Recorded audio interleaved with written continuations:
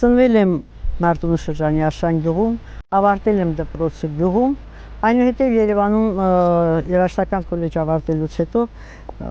տեղափոխվել եմ Մարտունի, ամուսնացել եւ սկսել աշխատել այն ժամանակ երաժշտական դպրոցում, մինչ այսօր։ Քանի տարի է, որ ապրում եք Մարտունի քաղաքում։ Մոտ 40։ Այն ժամանակ կային այս պայմանները։ Գիտեք, պայմանները ինձ թվում է ես տեսել եմ այն ժամանակ, ինձ թվում է կային դրանք, եթե չեմ սխալվում։ Բայց հետաքրքիր նա է, որ բնորոշ է մեր բնությանը սա, այսինքն տարբեր տեղեր ես դա չեմ տեսել Ղարաբաղի տարբեր։ Ավելի շատ այո, Մարտունի քաղաքում է։ Ես չեմ տեսել, այստեղ եմ տեսել, որ իհարկե ավելի շուք է տալիս այս քաղաքին, իսկ քաղաքի վիճակը բնականաբար մինչ պատերազմ է եղել փաստորեն իմ ներկայությունը այստեղ, եղել է ոչ այդքան բարվոք վիճակում, ընդհանուր առմամբ դրսից եթե նայում եք։ Պատերազմի տարիներին բնականաբար ավերածություններ, ես չգիտեմ ինչքանով էր դա ճիշտ, որ այստեղ սարքում էին բարձրահարկ շենքեր, այսինքն կար այն ժամանակ ամենից շատ ուժած քաղաքն էր Մարտունին, բոլոր պատերազմին։ Ուժած։ Այո, այդ առումով ես կարող եմ ասել, որ իսկապես կիզակետում էր պատերազմների ժամանակ Մարտունին միշտ էլ եղել է ուշադրության կենտրոնում, որ շարքից հանեն, դարպաս բացվի, ասենք, հա։ Բայց մարտունեցիների ոգին երևի ավելի ուժեղ էր, ավելի բարձր էր ոգին, նաև Մոնտեի ներկայությունը ինձ թվում է, որ ավելի ոգևորեց, ավելի ուժ տվեց երիտասարդներին, տղամարդկանց եւ պայքարեցին, ինչեւ այսօր պահում ենք։ Անձամբ ծանոթ եք Մոնտեին։ Մոնտեի հետ 2 անգամ հանդիպել եմ, նաև կնոջ հետ։ Երևանում մի անգամ կնոջ հետ, մի անգամ այստեղ, որովհետեւ ամուսինս պատերազմի ժամանակ 90-ական թվականներին նրա անձնական կապավորն էր եւ այդ առիթով այսպես ստացվել է հնարավորությունը ես հանդիպել եմ։ Ու դպրոցում աշխատում եմ մինչեւ այսօր։ Ուրիշ որևէ տեղ չեմ տեղափոխվել։ Դպրոցում եք, երբ աչքի եք ընկնում կազմակերպչական մեծ ձիրքով։ Ասում են պստիկ եք, բայց շատ չստիկ եք։ Տասնամյակության ժամանակ, հա, գյուղի դպրոցում։ Այո, հատուկ չեմ ձգտել ինչ-որ աչքի ընկնել, բայց կարծես թե հավաքվել են իմ շուրջը։ Եվ կարևոր մի հանգամանք, որ բոլորը իրենց գաղտնիքներն էին ինձ ասել, մտածելով, որ ում մասին խոսեն, հաստատ նա չի իմանա։ Վստահում էին ձեզ։ Վստահում էին, գուցե դա էր պատճառը։ Եթե որևէ մեկից նեղված էին, ասում էին համոզված լինելով, որ նա չի իմանա։ Գուցե դա էր պատճառը, փորձություն է եղել, փորձել են եւ տեսել, որ ստացվում է, որ իրենց ասածը գաղտնի մնա։ Կարծես թե ինձ համար սովորական էր դարձել դա։ Իհարկե, եթե մարդուն կարողանում ես ինչ-որ հարցով, չէ՞ որ երբ որ նրանք դիմում էին միայն ինձ եւ խոսում, նաեւ սպասում են ակնկալիքներով, որ կարող է ես ինչ-որ խորհուրդ տամ, հնարավոր է ինչ-որ այդ ստեղծված խառը իրավիճակի մի ուղղություն տամ, չգիտեմ, գուցե այդպես էին մտածում։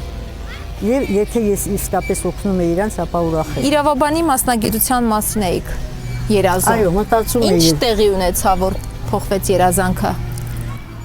Երբ որ ես պատրաստվում էի քննություններ հանձնելու համալսարանում, մնում էի որոշ ժամանակ իմ շատ մոտիկ բարեկամուհու մոտ Ազգագրության ինստիտուտի ավագ գիտաշխատող Ալվարդ Ղազյանի տանը։ Ինքը ուներ շատ մոտիկ ընկերուհի կոնսերվատորիայում եւ ուսումնարանում։ Ու տեղյակ էր իմ երաժշտական ընդունակությունների մասին, իմ ձգտումը սերը դեպի երաժշտություն արվեստը եւ խորհուրդ տվեց մի անգամ գնալ ու փորձել, գուցե նրանք խորհուրդ կտային ես գնամ արվեստի աշխարհ, երաժշտության աշխարհ։ Ճիշտ ասած ես մտածում եմ, որ երևի չէ, որովհետեւ դպրոցական կրթություն չունեի երաժշտական։ Բայց այնպես ստացվեց, որ հանձնաժողովում Խաչատուր Ավետիսյանն էր եւ կոմպոզիտորների մի շարք, որոնք զարմանալիորեն ասացին, որ մենք ընդունում ենք ձեզ։ Ու այսպես սկսվեց իմ կյանքի ուղին երաժշտական աշխարհում։ Ավարտեցի, եկա Մարտունի, ամուսնացա ու մնացի։ Ձեր ծնողները երաժիշտներ չէին։ Չէ, նրանք պարզապես, այո, երգում էին, նվագում էին, երկուսն էլ գեղեցիկ ձայն ունեին եւ գուցե գեներով դա այդ հակումը դեպի երաժշտություն անցել էր ինձ։ Եվ շատ կարճ ժամանակահատվածում ձեր անունը լուսանկարները հայտնվեցին պատվոտախտակներին։ Ստեփանակերտում ձեր ելույթներից հետո վաստակաշատ արվեստի գործիչները վաստակաշատ ապշած էին գյուղի տաղանդ, ձեր տաղանդով, գյուղի աղջկա տաղանդով։ Ես անում էի հնարավորը, որպեսզի երաժշտական աշխարհում ինչ որ մի նոր բան լիներ։ Ես սիրում էի արվեստի երաժշտություն եւ աշխատում էի, պարզապես դա ինձ համար սովորական ապրելակերպ էր։ Եթե նկատում են, որ դա ճիշտ է եւ գեղեցիկ է, ասում էին այդ մասին։ Բայց հատուկ չէի ձգտում ինչ որ միտեղ գնալ ու ցուցադրել իմ ընդունակությունները։ Հետո արդեն դպրոցական տարիներին իմ գործունեության ընթացքում գալիս էին հեռուստատեսությունից, խմբագրությունից, նկարահանումներ էին անում, ու այդպես արդեն, ինչպես դուք ասում եք, մենք իմացանք, այդպես էլ բոլորը իմացան, որ այսպես է, ես աշխատում էի այստեղ հանգիստ, իմ աշխատանքը սիրում էի, մինչև այսօր չեմ հոգնում։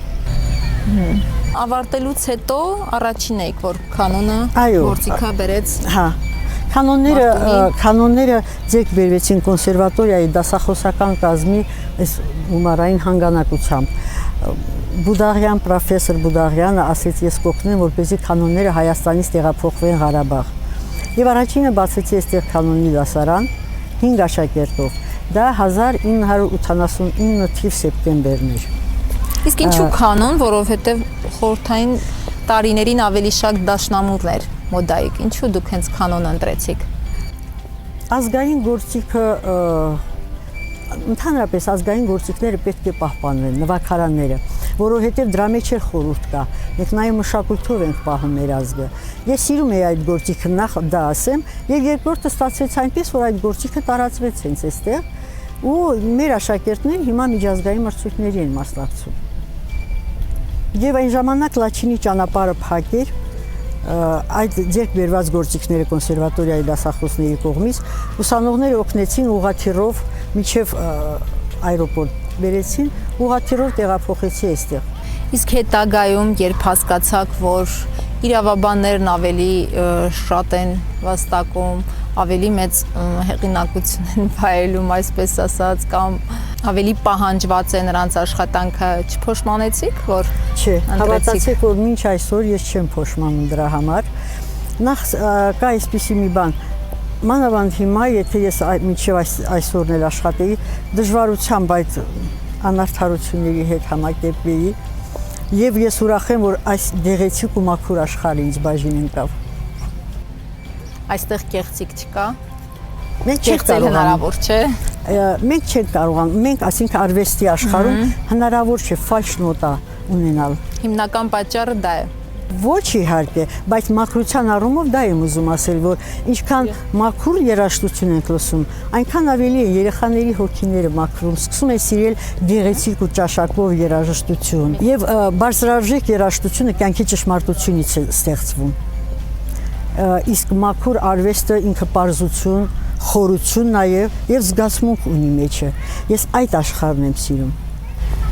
Եթե իրավաբան դառնայիք, ձեր սկզբունքներին հակառակ կգնայիք։ Գուցե կյանքը ինձ կփոխեր, բայց չեմ կարողանում ասել։ Ձեր երեխաներից ոչ մեկը չընտրեց երաժշտությունը։ Աղջիկս եւ երկու տղաներս իրենց նախասիրություններ ունեին։ Աղջիկս բժիշկ է, տղաս հիվանդանոցում հիմա ռենտգեն ապարատի հետ աշխատանքներն է կատարում։ Մյուս տղաս իմ մոտ է ծառայության մեջ, այստեղ Մարտունիում։ Բայց երաժշտական դպրոցն ավարտել են, երեքն էլ ավարտել են, բայց չեն շարունակել։ Ձեր ուղղորդմամբ։ Չէ, իրենք այդպես ընտրեցին։ Ես միշտ թողել եմ իրենց կարծիքը առաջնային լինի, խորհուրդներ տվել եմ իհարկե, բայց եթե իրենք չեն ընտրել այս աշխարհը, ուրեմն այդպես է պետք։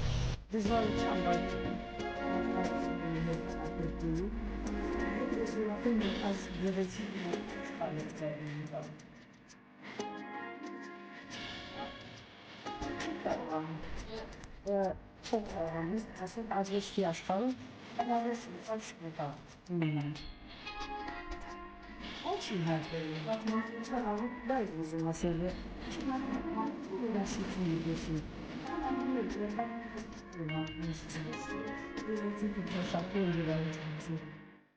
Տիկին Ավինա, կենսաթոշակային տարիքի շեմին եք, տխրում եք։ Գիտեք, բաժանվել հարազատ մարդուց, հարազատ օջախից, հարազատ կոլեկտիվից դժվար է։ Բայց չեմ տխրում, որովհետև ուրախությամբ եմ թողնելու դպրոցը Ինչ որ քայլ չեք ձեռնարկելու, շարունակելու այն աշխատանքը իմաստով նախ դպրոցում։ որ ես թողել եմ ավանդ բաներ կան, որ իսկապես եղել են այն տարիների ընթացքում ստեղծվել են, որ ես էի աշխատում։ Կուզենայի, որ դա պահպանվեր։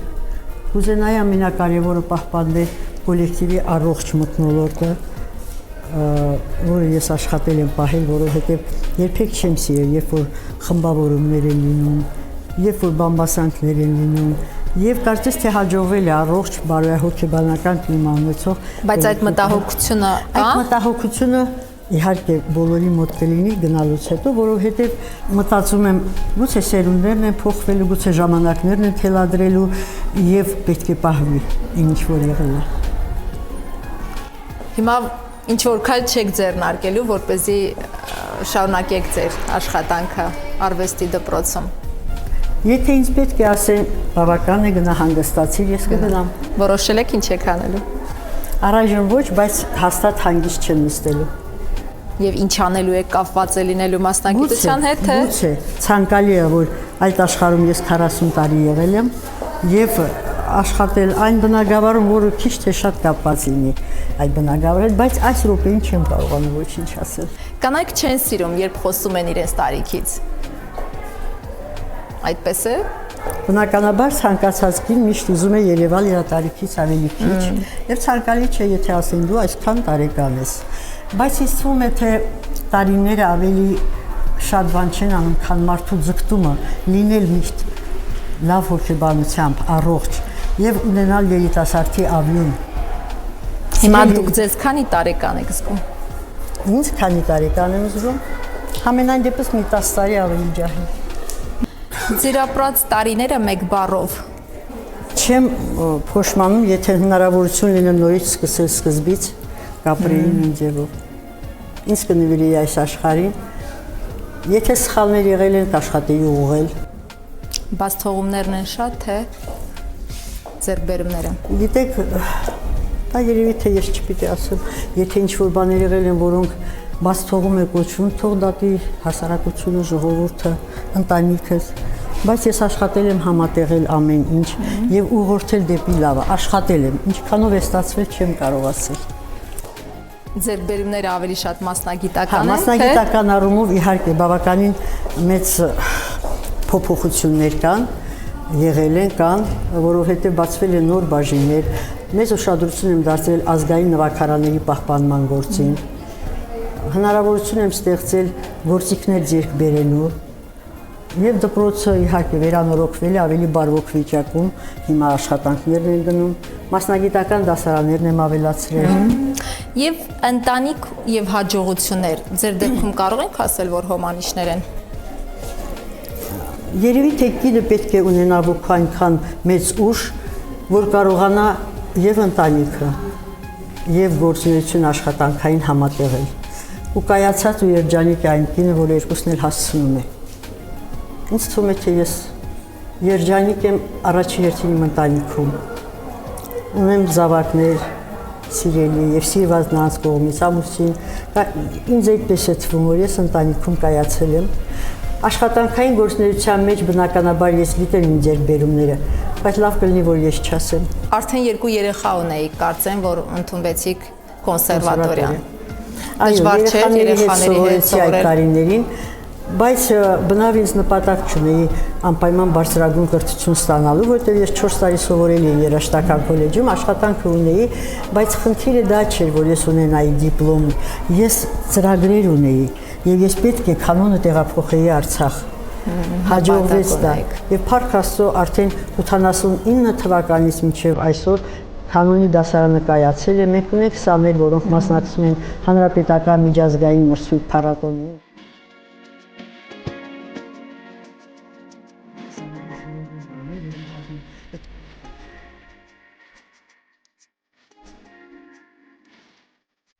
Ասում են Տիկին Ալվինա, շատ մարդամոտ եք,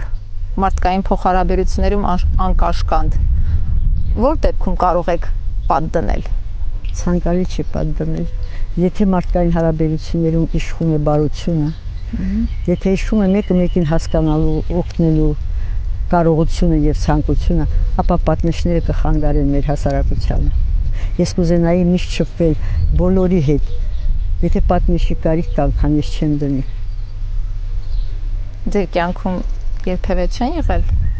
պատնեշ դնելու կարիք։ Երևի որ չի ցանկանում պատնեշ, դրա համար չեմ էլ հիշում։ Հողի համար դողացող կին։ Ձեզ նաև այսպես են բնութագրում։ Ինչպես եք հաղթահարում կորստի մեծ ցավը։ Բոլոր արցախցիները, բոլոր կանայք, որդիների կյանքի համար եւ հայրենի հողի համար դողացող մարդ, ես ինձ այդպես եմ համարում։ Իմ որդին, իմ ամուսինը մասնակցել են պատերազմներին եւ այդ սրտի դողոցը երևի չի մոռացվի երբեք, երբ որ գիշերները սպասում ես գուցե այսօր այս հողը հանձնել չի կարելի, սերունդները մեզ չեն ների։ Այս հողը սրբագործված է մեր երիտասարդների արյունով, մայրական աղոթքներով։ Մենք թվով փոքր ենք, բայց անպաշտպան ենք։ Հետո արդարության հարց կա։ Արդարությունը, եթե ուժ չունի, անօգնական է։ Իսկ ուժը, եթե արդարացի չէ, վայրագություն է դա։ Այսօր մենք ունենք արդարացի, մենք արդարացի ենք, սակայն վախենում եմ ասել ուժ ունենք։ Եվ վախենում եմ այդ վայրագությունից։ Չի ցանկանա երբեք, որ այս հողը մնար այն մարդկանց ոտքերի տակ, ովքեր խլել են մեր երիտասարդների կյանքը։ Եվ թող մայրական աղոթքները փրկեն բոլոր այս պահին կանգնած ծառայության մեջ մեզ պաշտպանող տղաներին։ Երբեք չի կարելի մոռանալ մեր աշխարհահռչակ ստեղծագործողներին, համաշխարհային արժեք ունեցող նրանց արած գործերին, բայց չի կարելի նաև շղթել, որ հայի գենը նորից չի կարող ծնել դա։ Մենք կարող ենք նորից ունենալ Կոմիտաս, Սպենդիարյան, նորից ունենալ Խաչատրյան, ինչու՞ չէ, Շիրազ, Սևակ։ Դրա համար պետք է խաղաղություն։ Դրա համար պետք է ժողովուրդը ունենան հնարավորություն արարելու, ստեղծելու եւ հայի գենը նորից կտակրած։ Դուք նաև պրպտող անձնավորություն եք, այդպես են ասում, բայց նաև անհանգիստ։ Այո, բնավորություն է, տեսակ է։ Ես սիրում եմ ինչ որ մի բան փոխել դեպի ավելի լավը, ավելի հետաքրքիրը եւ ինչու՞ չէ, նաեւ անհրաժեշտության դեպքում բոլոր միջոցները օգտագործել, որպեսզի հասնեմ նպատակից։ Եթե դա իհարկե բարի նպատակ է, եթե դա կարմիրից չի անցնում։ Հիմա ի՞նչն է անհանգստացնում ավելի շատ։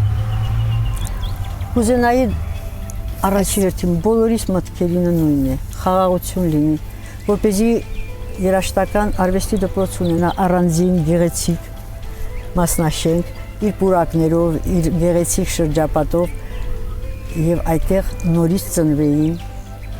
Կոմիտասներ ու Խաչատրյաններ։ Աղոթենք Աստծուն, որ ամեն ինչ լավ լինի, խաղաղություն լինի։ Իսկ ես մտածում եմ, որ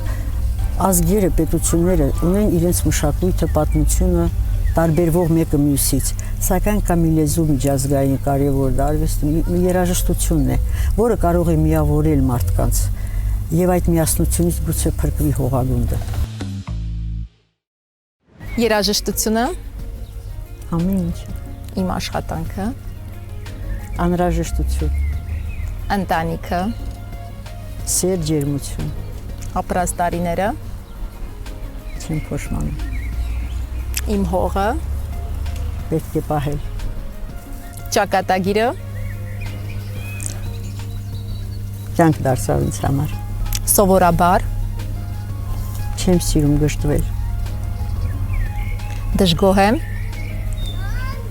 չար ոգի ունեցող մարդկանցից, հավատում եմ, հայի ապագային։